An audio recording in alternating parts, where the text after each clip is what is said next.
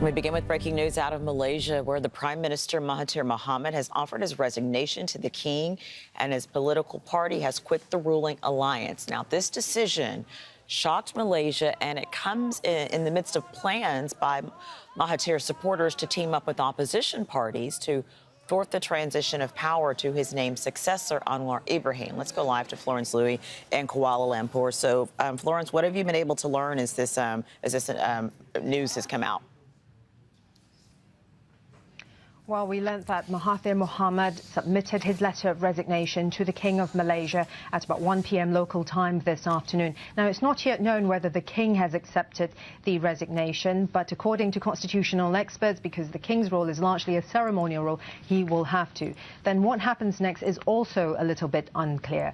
Now, the King has to appoint someone who commands the majority or confidence of Parliament, so then it becomes a numbers game. But we also have the information now that Mahathir's party has left the ruling coalition. And the rumours are that this party is going to team up with other parties to form another coalition. So they could still command the majority in Parliament, and they could still very much be in power. Now, so that's the state of politics in Malaysia at the moment. But the background information of this as well is that, you know, this is something that political watchers in Malaysia have been speculating about, that there is a plan to prevent Anwar Ibrahim from becoming the next Prime Minister. Now, there was an agreement between Mahathir's party and the other parties in the then ruling coalition that there would be a handover of power within 2 years of the last general election, that Mahathir would hand over power to Anwar Ibrahim. Now, that's supposed to happen sometime in the next few months, but Mahathir has delayed that, saying that he's not going to be ready to hand over power until after an important Asia-Pacific meeting in November in Kuala Lumpur. And now we have this.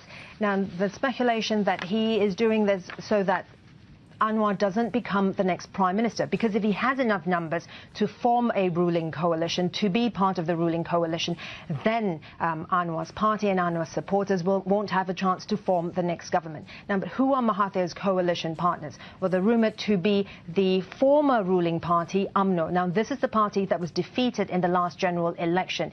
Its then leader, Najib Razak, was accused of siphoning billions of dollars from a state investment fund and is currently on trial for corruption. Now, this party could be coming back into power, but that is all just speculation. However, lending support to this speculation is the fact that members of this party, as well as members of Mahathir's party, held a meeting just yesterday, on Sunday, held a meeting, and there were talks that there were rumours that the meeting is to, well, really to form to form a coalition. So they have enough numbers to make sure they have enough numbers to be the majority in Parliament.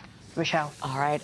Florence Louis gathering more on this breaking news that the Prime Minister of Malaysia has submitted his resignation. We'll gather more. Thank you, Florence. So, Bridget, your reaction to this announcement? Well, it's a lot of drama in Malaysia today, and the last weekend as well. We've seen now the resignation of Mahathir, but he's supposed to meet the king tonight, so there's a chance he might come back. So what do you think is at play here? Why is this happening? Well, I think that there was too much tension inside the existing coalition that had governed Malaysia since May 2018. There was challenges over reform, but particularly over setting a transition date for Anwar Ibrahim. And the coalition basically collapsed. And so we now see a situation where things have been very fluid in the last 2 days, particularly last night and today. And we're seeing either a new coalition forming, a new election. What are the real issues between Anwar Ibrahim and Mahathir Mohamad? Principle, there are actually two. One has to do with issues and perceptions of race relations, and the other has to do with issues of patronage. I think these things are very much at the core. There have been differences over reform as well, so we could add that to the mix.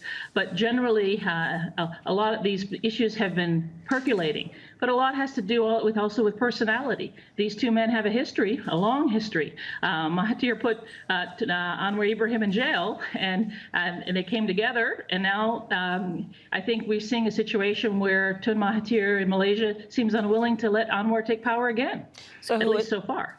Who is going to benefit from this, or is it too soon to tell right now?